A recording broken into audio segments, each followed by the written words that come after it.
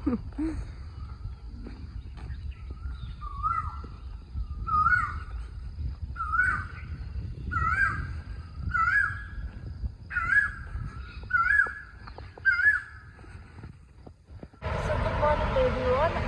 चाहिँ म भ्लग बनाउँछु। सो अहिले चाहिँ हामी मर्निङ वाक गर्न लागेको म र मेरो फ्रेन्ड्स एन्ड देन अदर साइडमा पनि मेरो फ्रेन्डहरू छ हेर्नुहोस्। आज चाहिँ हामी लभी डाँडा जान लागेको।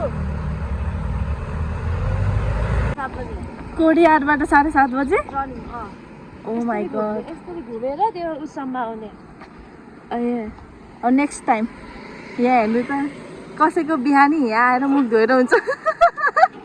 सार्वजनिक धारामा मुखै धो छैन।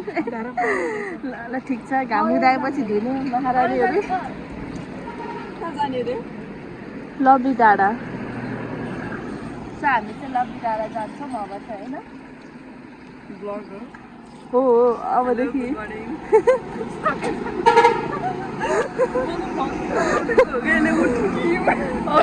हामी पनि भर्खरै हो आज अलिकति ढिलो भए पनि, तर हामीले चाहिँ अब सुरुवात गर्नुपर्छ भनेर सबैजना जान लाग्छ।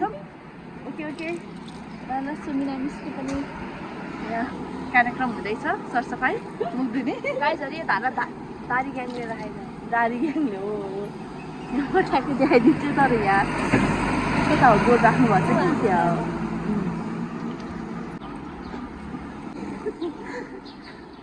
अनि त्यतै त अनि हामी खाना हेरेको कहाँ आउँछ नि।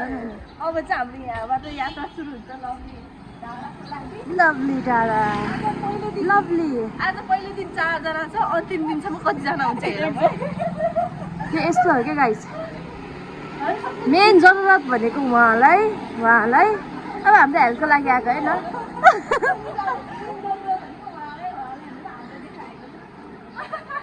त्यो अन्तिममा त 2जना हुने भएछ, हामी किन हुने नेक्स्ट टाइम त अब के भन्छ घरमा उनीहरूको बिदा हुन्न कि। ऊ मेरो बहिनी नि हेर न कति सुन्छ होइन। म नि मोटा छु। अब यसरी हिँडेर गाइस कहीँ घर छ र अलिकति दौडिनु पर्यो। हो गुड गुड। यो त पिएनसीमा दौडिने हो। अहिले चाहिँ बाहिर यसो चलपल दिनुहुन्न क्या, नर्मल भएर ल हेर्नु यहाँ पछाडिबाट पनि मेरो बहिनी। यस्तै हो, एन्टी लाइट परेको छ नि त त्यही भएर।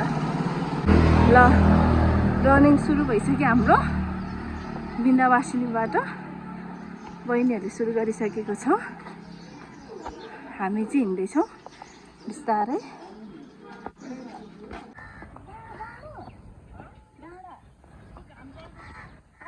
यो बाटो चढ्ने हो। ल गाइजहरू हामी चढ्न लाग्यो।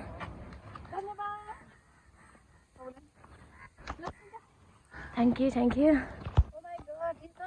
क्लाइम्बिङ जस्तो रहेछ त। यति सानो हो र म। ल अब को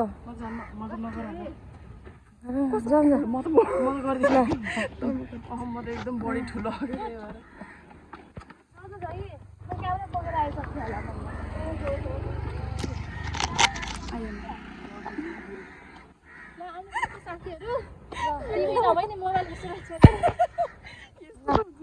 गाइजहरू हात दिनुपर्छ। ल हाम्रो डन आयो। डन बर्दियाको बाघ आयो। बर्दिया होइन, यिनी गोर्खाको बाघ हुन्।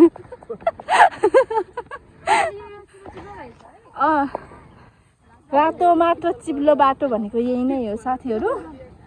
यस्तै छ। मेरो बहिनीहरू माथि चढ्दैछन्।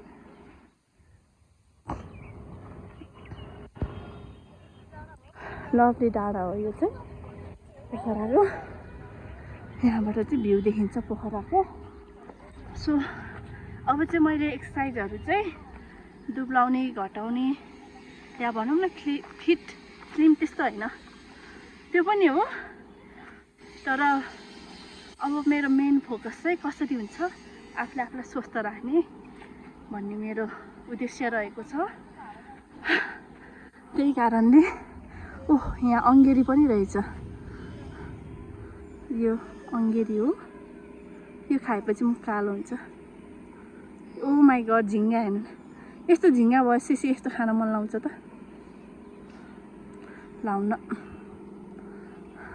अङ्गेरी पटपट फुटेर रहेछ हौ।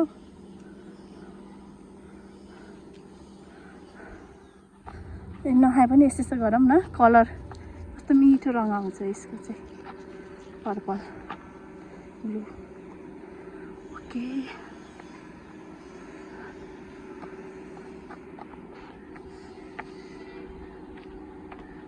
जताततै मैले देखेको चाहिँ बियरको सिसाहरू रहेछ यो डाँडामा, स्पेसल्ली यहाँ हेर्न सक्नुहुन्छ। यस्तो सिसै सिसा छ यो ठाउँमा त। यो ठाउँ आउनु राम्रो नरहेछ, सिसै सिसा रहेछ है।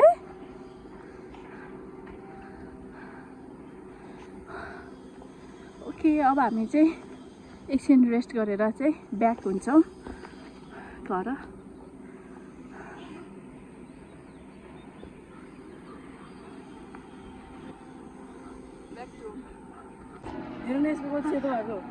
पसिना पनि आइसक्यो मलाई त एकदमै।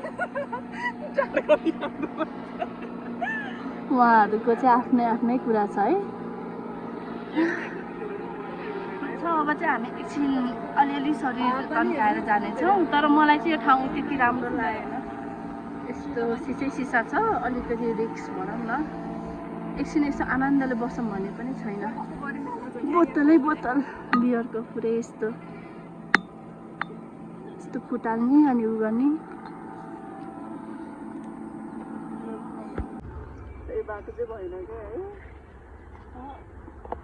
मेरो त छर्सा खाने त। अरू कता? अनि रेलको बाटो पुग्दैछ अरे। तर मर्निङ वाक हेर्नुहोस् त, साथीहरूको चिया। फुपूको घर छेउमा मर्निङ वाक गर्नुको फाइदा।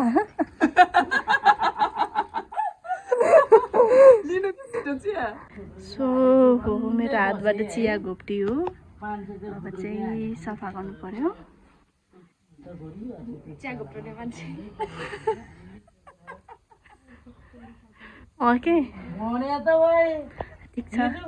फुपूले भन्नुभयो कस्तो कस्तो चिज गुमाउँदा त चित्त बुझाउनु पर्यो, एक कप चिया चाहिँ भन्नुभएको छ। त्यही भनेर पनि अप्ठ्यारो लागेको छैन मलाई। म सफा गर्दैछु।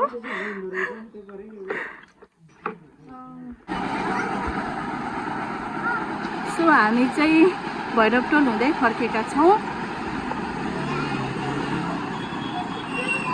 अनि यो भैरवटोल चाहिँ अलिकति मिनी भक्तपुर जस्तै देखिन्छ है। अब यहाँनिर नेवारी समुदायहरू बढी बस्नुहुन्छ अनि नेवारी समुदायको घरहरू, कल्चरहरू। सो यो पनि फेमस जेरी पसल रहेको छ, एकदमै पुरानो। त्यो बाटोमा ड्याङ्गेको बच्चाहरू मरिरहेको रहेछ। यो दुईटालाई घर लगेर भात खुलाउनु पर्यो, बाँच्छ होला। बाँच्न त बाँच्छ, पानी खुवाउनु नलाने होइन। त्यही भात मागेको ल भयो। मर्ला नि दिदी, मर्दैन मर्दैन। परिन्छ मम्मीलाई यस्तो लानु भन्दा क्या लानु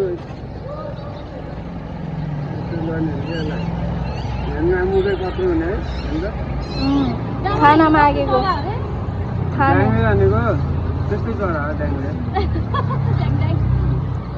दमै जातकोहरूकै हो, भँगेरा हुन्छ, परेवा हुन्छ, सबै हुन्छ। हुन्छ, धन्यवाद। यसरी लानु पर्यो, यसलाई भात खुलाउनु पर्यो। अब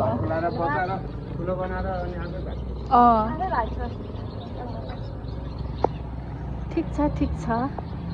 हामीले खाने अलिअलि खाना खुलाइदियो भने त हुन्छ नि होइन। बजे राख्ने चरा राख्ने कि नराख्ने चरा के अरे बाटोमै फाल्दै रहेछ कि त्यो मान्छेहरूले। दुईटा त मरिरहेको रहेछ बाटोमा। बाटोमा त्यहाँ हिँड्दा हिँड्दा नदीपुरतिर पेट्रोलतिर के अरे दुईटा त मरेर चाहिँ दुईटा फेरि केले खाइहाल्छ नि त्यो त खानामा जाउँ हुन्छ। सो म र मेरो बहिनी चाहिँ अब चर्च जाँदै खाना खाएर अनि चराहरूलाई पनि चारो दिएर रेडी भएर जाँदैछौँ। आज चाहिँ हामी ढिलो भयौँ एकदमै।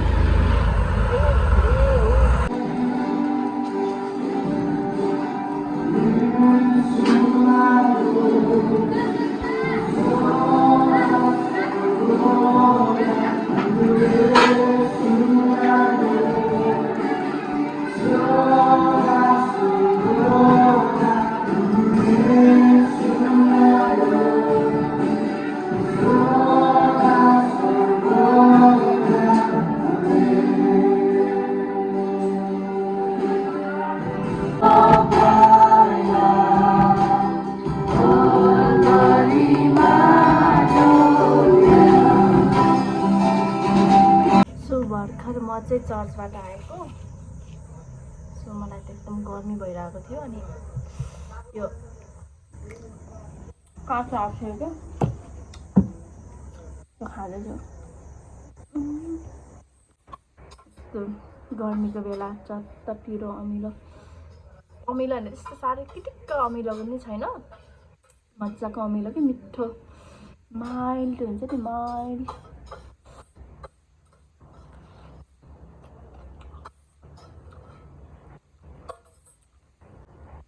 ओभर पासै दिए चपलको पुरै त्यही एउटा किन्यो भनेको नि 230 कति गर्छ मसँग त छ तन्दै के चप्पल के बोजले ए बजेन।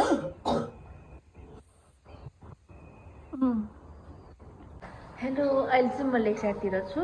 मेरो चाहिँ केही कामहरू पुरा गर्नु थियो, त्यही पुरा गरेर अहिले बसिरहेको छु यहाँनिर चाहिँ। अनि घरमा चाहिँ मेरो अघि भाइ पनि आएको थियो अनि उसले चाहिँ मासुहरू नखाँदो रहेछ, त्यही भएर उसलाई चाहिँ मम्मी र मैले चाहिँ पानीपुरी बनाएर खुलाएर अनि हामी पनि खाएर चाहिँ आएको। अहिले चाहिँ कामहरू भ्यायो, कामहरू सानो थियो भ्यायो अनि यहाँनिर आएर एकछिन आराम गरिरहेको छु।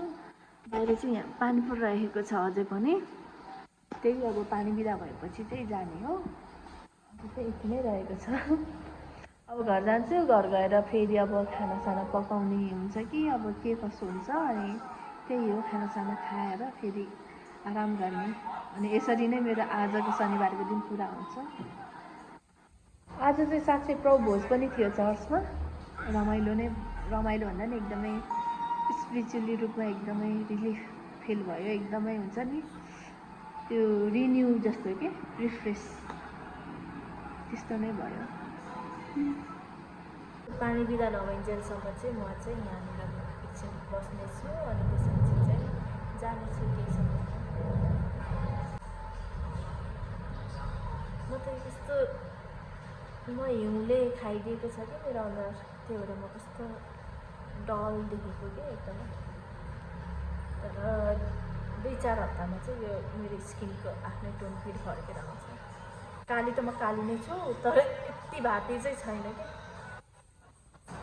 तर यो मेरो स्किनको यो यहाँ अझै यहाँ त अलिक गोरो देखिएको छैन, यो कालो के कस्तो भन्दाखेरि अलिक त्यो फुटेर त्यो कस्तो भएछ कि हिउँले खाएर। हुन्छ, एकछिन आराम गरौँ अनि हेरौँ।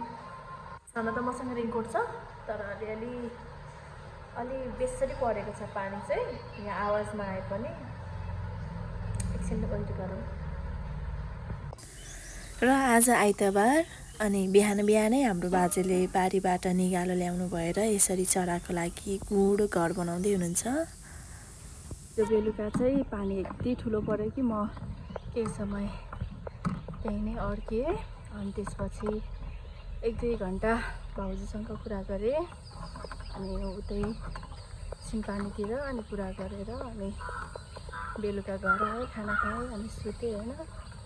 अनि बिहान पनि उठ्यो, एक्सर्साइज गर्न गयो, आयो, खाना खायो, कामहरू भ्यायो। अहिले चाहिँ म म्यासेजमा टिप्न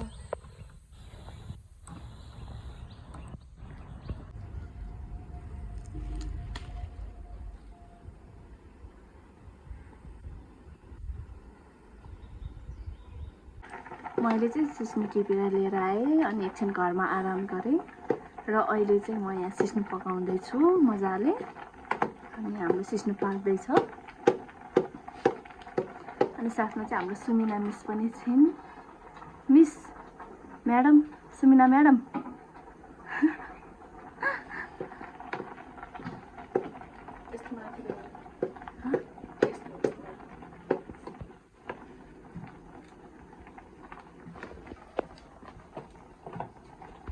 भर्खरै मैले यहाँ सिस्नु बनाएर भ्याएँ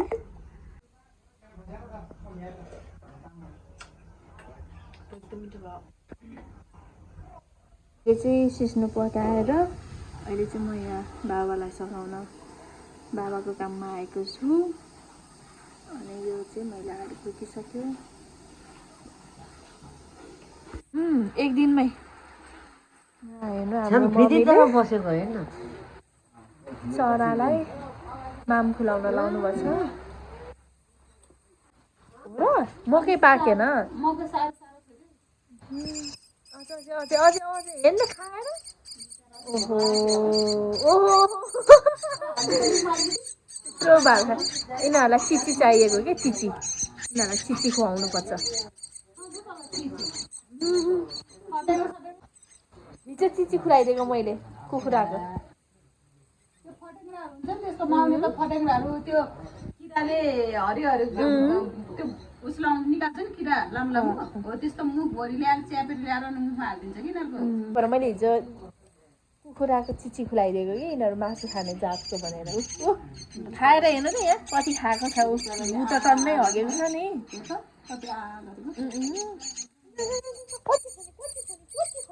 कति खाने अझै बाबाले नि खुलाउनु भयो मम्मीले नि खुलाउनु भयो अघि मैले अलिअलि नि खुलाएको जति खुलाए पनि